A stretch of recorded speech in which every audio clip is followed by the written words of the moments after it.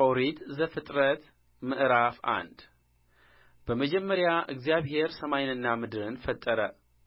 ምድርም ባዶ ነበረች፣ አንዳችም አልነበረባትም፣ ጨለማም በጥልቁ ላይ ነበረ። የእግዚአብሔርም መንፈስ በውኃ ላይ ሰፎ ነበር። እግዚአብሔርም ብርሃን ይሁን አለ፣ ብርሃንም ሆነ። እግዚአብሔርም ብርሃኑ መልካም እንደሆነ አየ። እግዚአብሔርም ብርሃንና ጨለማን ለየ።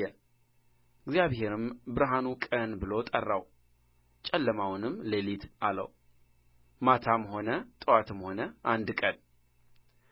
እግዚአብሔርም በውኆች መካከል ጠፈር ይሁን፣ በውኃና በውኃ መካከልም ይክፈል አለ።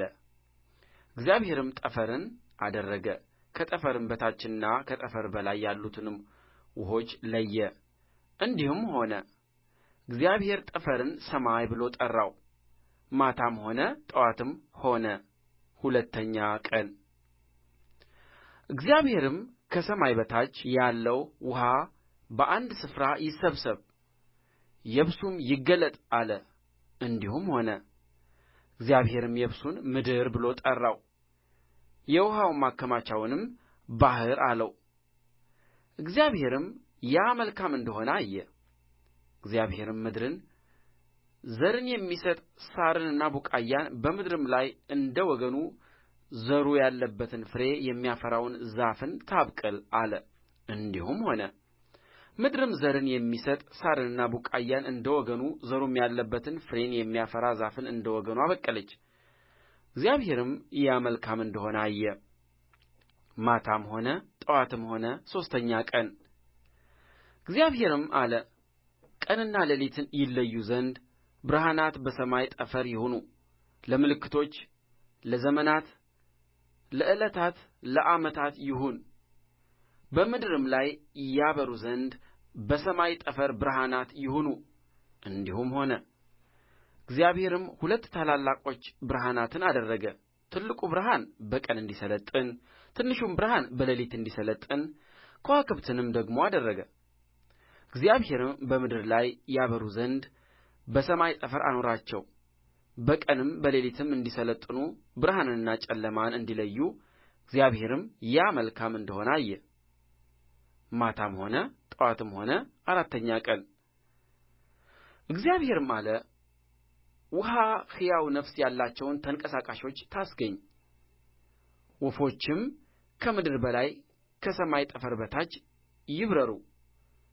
እግዚአብሔርም ታላላቆችን አንበሪዎችን፣ ውኃይቱ እንደ ወገኑ ያስገኘቻቸውንም ተንቀሳቃሾችን፣ ሕያዋን ፍጥረታትን ሁሉ እንደ ወገኑ የሚበርሩትንም ወፎች ሁሉ ፈጠረ። እግዚአብሔርም ያ መልካም እንደሆነ አየ። እግዚአብሔርም እንዲህ ብሎ ባረካቸው፣ ብዙ ተባዙ፣ የባሕርንም ውኃ ሙሉአት፣ ወፎችም በምድር ላይ ይብዙ። ማታም ሆነ ጥዋትም ሆነ አምስተኛ ቀን። እግዚአብሔርም አለ፣ ምድር ሕያዋን ፍጥረታትን እንደ ወገኑ፣ እንስሳትንና ተንቀሳቃሾችን፣ የምድር አራዊትንም እንደ ወገኑ ታውጣ። እንዲሁም ሆነ። እግዚአብሔር የምድር አራዊትን እንደ ወገኑ አደረገ፣ እንስሳውንም እንደ ወገኑ፣ የመሬት ተንቀሳቃሾችንም እንደ ወገኑ አደረገ። እግዚአብሔርም ያ መልካም እንደሆነ አየ። እግዚአብሔርም አለ፣ ሰውን በመልካችን እንደ ምሳሌአችን እንፍጠር፣ የባሕር ዓሦችንና የሰማይ ወፎችን፣ እንስሳትንና ምድርን ሁሉ፣ በምድር ያሉ የሚንቀሳቀሱትንም ሁሉ ይግዙ። እግዚአብሔርም ሰውን በመልኩ ፈጠረ፣ በእግዚአብሔር መልክ ፈጠረው፣ ወንድና ሴት አድርጎ ፈጠራቸው። እግዚአብሔርም ባረካቸው፣ እንዲህም አላቸው፣ ብዙ ተባዙ፣ ምድርንም ሙሉአት፣ ግዙአትም፣ የባሕርንም ዓሦች እና የሰማይን ወፎች፣ በምድር ላይ የሚንቀሳቀሱትንም ሁሉ ግዙአቸው። እግዚአብሔርም አለ፣ እነሆ መብል ይሆናችሁ ዘንድ በምድር ፊት ሁሉ ላይ ዘሩ በእርሱ ያለውን ሐመልማል ሁሉ፣ የዛፉንም ፍሬ የሚያፈራውንና ዘር ያለውን ዛፍ ሁሉ ሰጠኋችሁ። ለምድርም አራዊት ሁሉ፣ ለሰማይም ወፎች ሁሉ፣ ሕያው ነፍስ ላላቸው ለምድር ተንቀሳቃሾችም ሁሉ የሚበቅለው ሐመልማል ሁሉ መብል ይሁናችሁ። እንዲሁም ሆነ። እግዚአብሔርም ያደረገውን ሁሉ አየ፣ እነሆም እጅግ መልካም ነበረ። ማታም ሆነ ጥዋትም ሆነ ስድስተኛ ቀን። ኦሪት ዘፍጥረት ምዕራፍ 2 ሰማይና ምድር ሠራዊታቸውም ሁሉ ተፈጸሙ። እግዚአብሔርም የሠራውን ሥራ በሰባተኛው ቀን ፈጸመ። በሰባተኛውም ቀን ከሠራው ሥራ ሁሉ ዐረፈ። እግዚአብሔርም ሰባተኛውን ቀን ባረከው ቀደሰውም፣ እግዚአብሔር ሊያደርገው ከፈጠረው ሥራ ሁሉ በእርሱ ዐርፎአልና። እግዚአብሔር አምላክ ሰማይንና ምድርን ባደረገ ቀን በተፈጠሩ ጊዜ የሰማይና የምድር ልደት ይህ ነው። የሜዳ ቁጥቋጦ ሁሉ በምድር ላይ ገና አልነበረም፣ የሜዳውም ቡቃያ ሁሉ ገና አልበቀለም ነበር። እግዚአብሔር አምላክ በምድር ላይ አላዘነበም ነበርና ምድርንም የሚሠራባት ሰው አልነበረም። ነገር ግን ጉም ከምድር ትወጣ ነበር፣ የምድርንም ፊት ሁሉ ታጠጣ ነበር። እግዚአብሔር አምላክም ሰውን ከምድር አፈር አበጀው፣ በአፍንጫውም የሕይወትን እስትንፋስን እፍ አለበት፣ ሰውም ሕያው ነፍስ ያለው ሆነ። እግዚአብሔር አምላክም በምሥራቅ በዔድን ገነት ተከለ፣ የፈጠረውንም ሰው ከዚያ አኖረው። እግዚአብሔር አምላክም ለማየት ደስ የሚያሰኘውን ለመብላትም መልካም የሆነውን ዛፍ ሁሉ ከምድር አበቀለ። በገነትም መካከል የሕይወትን ዛፍ መልካምንና ክፉን የሚያስታውቀውንም ዛፍ አበቀለ። ወንዝም ገነትን ያጠጣ ዘንድ ከዔድን ይወጣ ነበር፣ ከዚያም ለአራት ክፍል ይከፈል ነበር። የአንደኛውም ወንዝ ስም ፊሶን ነው፣ እርሱም ወርቅ የሚገኝበትን የኤውላጥስ ምድርን ይከብባል። የዚያም ምድር ወርቅ ጥሩ ነው፣ ከዚያም ሉልና የከበረ ድንጋይ ይገኛል። የሁለተኛውም ወንዝ ስም ግዮን ነው፣ እርሱም የኢትዮጵያን ምድር ሁሉ ይከብባል። የሦስተኛውም ወንዝ ስም ጤግሮስ ነው፣ እርሱም በአሦር ምሥራቅ የሚሄድ ነው። አራተኛውም ወንዝ ኤፍራጥስ ነው። እግዚአብሔር አምላክም ሰውን ወስዶ ያበጃትም ይጠብቃትም ዘንድ በዔድን ገነት አኖረው። እግዚአብሔር አምላክም ሰውን እንዲህ ብሎ አዘዘው፣ ከገነት ዛፍ ሁሉ ትበላለህ፣ ነገር ግን መልካምንና ክፉን ከሚያስታውቀው ዛፍ አትብላ፣ ከእርሱ በበላህ ቀን ሞትን ትሞታለህና። እግዚአብሔር አምላክም አለ፣ ሰው ብቻውን ይሆን ዘንድ መልካም አይደለም፣ የሚመቸውን ረዳት እንፍጠርለት። እግዚአብሔር አምላክም የምድር አራዊትንና የሰማይ ወፎችን ሁሉ ከመሬት አደረገ፣ በምን ስም እንደሚጠራቸውም ያይ ዘንድ ወደ አዳም አመጣቸው። አዳምም ሕያው ነፍስ ላለው ሁሉ በስሙ እንደ ጠራው ስሙ ያው ሆነ። አዳምም ለእንስሳት ሁሉ፣ ለሰማይ ወፎችም ሁሉ፣ ለምድር አራዊትም ሁሉ ስም አወጣላቸው። ነገር ግን ለአዳም እንደ እርሱ ያለ ረዳት አልተገኘለትም ነበር። እግዚአብሔር አምላክም በአዳም ከባድ እንቅልፍን ጣለበት፣ አንቀላፋም። ከጎኑም አንዲት አጥንትን ወስዶ ስፍራውን በሥጋ ዘጋው። እግዚአብሔር አምላክም ከአዳም የወሰዳትን አጥንት ሴት አድርጎ ሠራት፣ ወደ አዳምም አመጣት። አዳምም አለ፣ ይህች አጥንት ከአጥንቴ ናት፣ ሥጋም ከሥጋዬ ናት። እርስዋ ከወንድ ተገኝታለችና ሴት ትባል። ስለዚህ ሰው አባቱንና እናቱን ይተዋል፣ በሚስቱም ይጣበቃል፣ ሁለቱም አንድ ሥጋ ይሆናሉ። አዳምና ሚስቱ ሁለቱም ዕራቁታቸውን ነበሩ፣ አይተፋፈሩም ነበር። ኦሪት ዘፍጥረት ምዕራፍ 3 እባብም እግዚአብሔር አምላክ ከፈጠረው ከምድር አውሬ ሁሉ ይልቅ ተንኰለኛ ነበረ።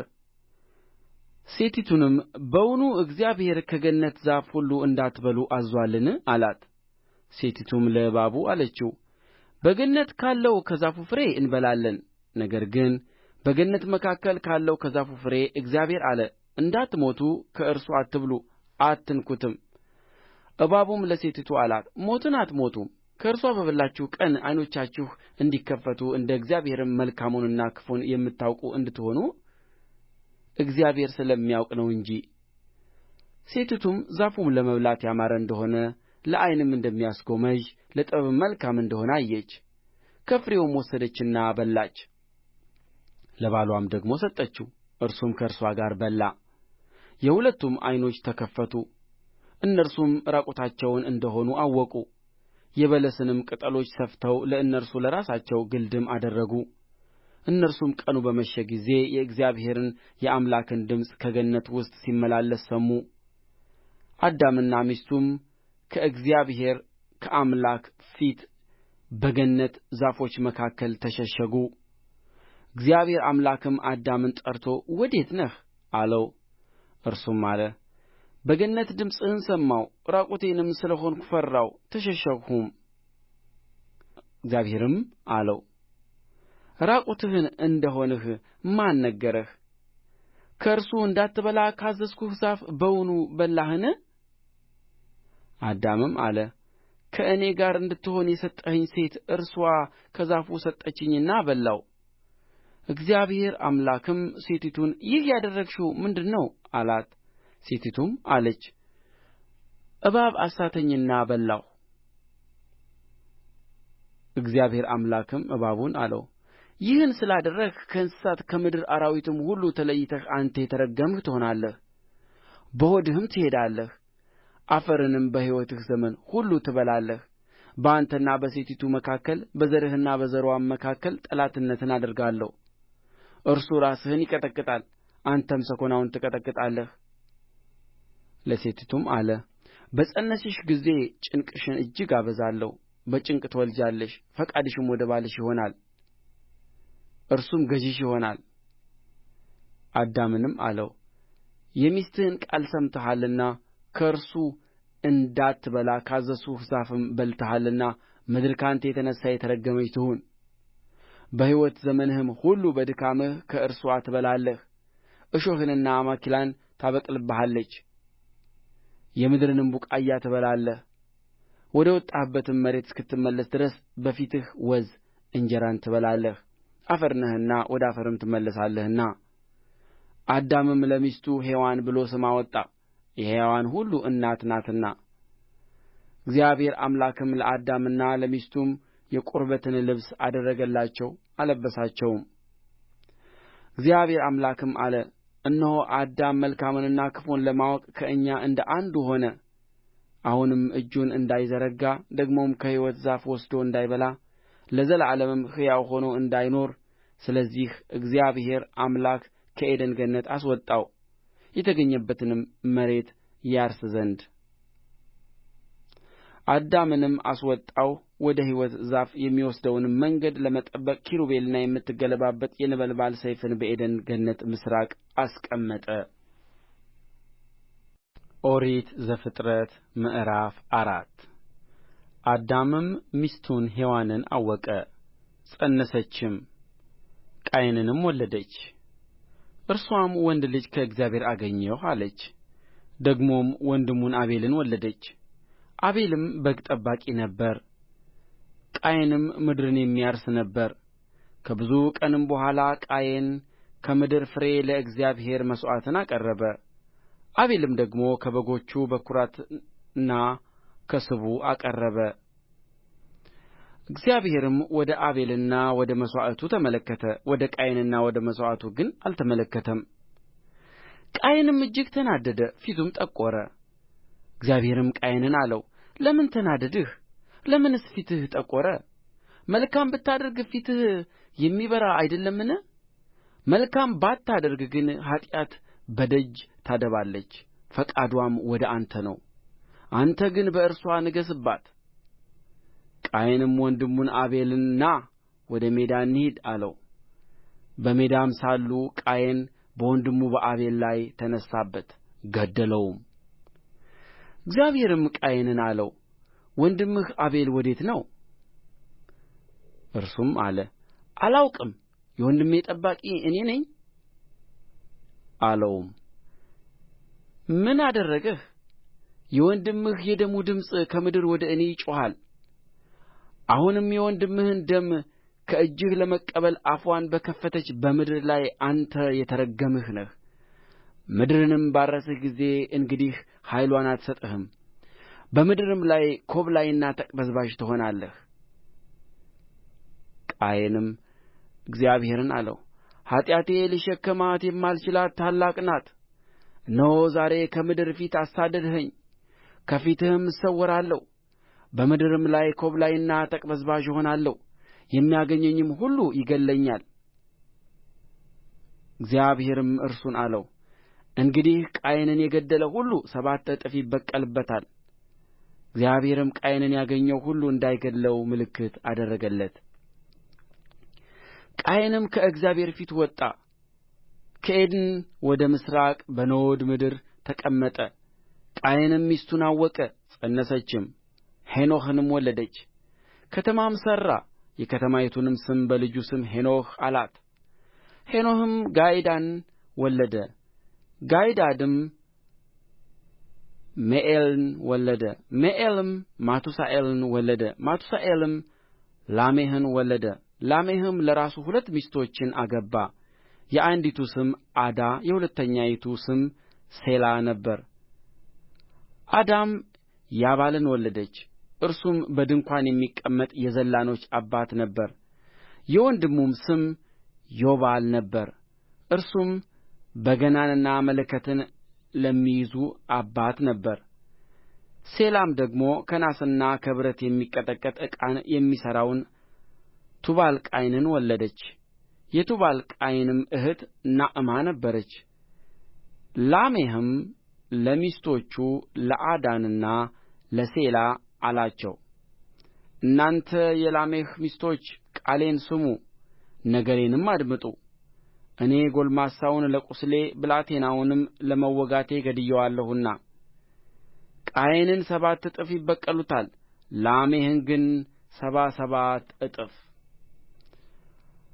አዳም ደግሞ ሚስቱን አወቀ፣ ወንድ ልጅንም ወለደች። ስሙንም ቃየን በገደለው በአቤል ፋንታ እግዚአብሔር ሌላ ዘር ተክቶልኛል ስትል ሴት አለችው። ለሴትም ደግሞ ወንድ ልጅ ተወለደለት፣ ስሙንም ሄኖስ አለው። በዚያን ጊዜም በእግዚአብሔር ስም መጠራት ተጀመረ። ኦሪት ዘፍጥረት ምዕራፍ 5 የአዳም የትውልዱ መጽሐፍ ይህ ነው። እግዚአብሔር አዳምን በፈጠረ ቀን በእግዚአብሔር ምሳሌ አደረገው፣ ወንድና ሴት አድርጎ ፈጠራቸው፣ ባረካቸውም። ስማቸውንም በፈጠረበት ቀን አዳም ብሎ ጠራቸው። አዳምም 230 ዓመት ኖረ፣ ልጅንም በምሳሌው እንደ መልኩ ወለደ፣ ስሙንም ሴት ብሎ ጠራው። አዳምም ሴትን ከወለደ በኋላ የኖረው 700 ዓመት ሆነ፣ ወንዶችንም ሴቶችንም ወለደ። አዳምም የኖረበት ዘመን ሁሉ 930 ዓመት ሆነ፣ ሞተም። ሴትም 205 ዓመት ኖረ፣ ሄኖስንም ወለደ። ሴትም ሄኖስን ከወለደ በኋላ የኖረው 707 ዓመት ሆነ፣ ወንዶችንም ሴቶችንም ወለደ። ሴትም የኖረበት ዘመን ሁሉ 912 ዓመት ሆነ፣ ሞተም። ሄኖስም 190 ዓመት ኖረ፣ ቃይናንም ወለደ። ሄኖስም ቃይናን ከወለደ በኋላ የኖረው 715 ዓመት ሆነ፣ ወንዶችንም ሴቶችንም ወለደ። ሄኖስም የኖረበት ዘመን ሁሉ 905 ዓመት ሆነ፣ ሞተም። ቃይናንም 170 ዓመት ኖረ፣ መላልኤልንም ወለደ። ቃይናንም መላልኤልን ከወለደ በኋላ የኖረው 740 ዓመት ሆነ፣ ወንዶችንም ሴቶችንም ወለደ። ቃይናንም የኖረበት ዘመን ሁሉ 910 ዓመት ሆነ፣ ሞተም። መላልኤልም 165 ዓመት ኖረ፣ ያሬድንም ወለደ። መላልኤልም ያሬድን ከወለደ በኋላ የኖረው 730 ዓመት ሆነ፣ ወንዶችንም ሴቶችንም ወለደ። መላልኤልም የኖረበት ዘመን ሁሉ 895 ዓመት ሆነ፣ ሞተም። ያሬድም 162 ዓመት ኖረ፣ ሄኖክንም ወለደ። ያሬድም ሄኖክን ከወለደ በኋላ የኖረው 800 ዓመት ሆነ፣ ወንዶችንም ሴቶችንም ወለደ። ያሬድም የኖረበት ዘመን ሁሉ 962 ዓመት ሆነ፣ ሞተም። ሄኖክም 165 ዓመት ኖረ፣ ማቱሳላንም ወለደ። ሄኖክም አካሄዱን ከእግዚአብሔር ጋር አደረገ ማቱሳላንም ከወለደ በኋላ የኖረው 200 ዓመት ሆነ ወንዶችንም ሴቶችንም ወለደ ሄኖክም የኖረበት ዘመን ሁሉ 365 ዓመት ሆነ ሄኖክም አካሄዱን ከእግዚአብሔር ጋር ስላደረገ አልተገኘም እግዚአብሔር ወስዶታልና ማቱሳላም 187 ዓመት ኖረ ላሜሕንም ወለደ ማቱሳላም ላሜሕን ከወለደ በኋላ የኖረው 782 ዓመት ሆነ ወንዶችንም ሴቶችንም ወለደ ማቱሳላም የኖረበት ዘመን ሁሉ 969 ዓመት ሆነ ሞተም ላሜሕም 182 ዓመት ኖረ ልጅንም ወለደ ስሙንም እግዚአብሔር በረገማት ምድር ከተግባራችንና ከእጅ ሥራችን ይህ ያሳርፈናል ሲል ኖኅ ብሎ ጠራው ላሜሕም ኖኅን ከወለደ በኋላ የኖረው 565 ዓመት ሆነ ወንዶችንም ሴቶችንም ወለደ ላሜሕም የኖረበት ዘመን ሁሉ 747 ዓመት ሆነ ሞተም ኖኅም የ500 ዓመት ሰው ነበረ ኖኅም ሴምን ካምን ያፌትን ወለደ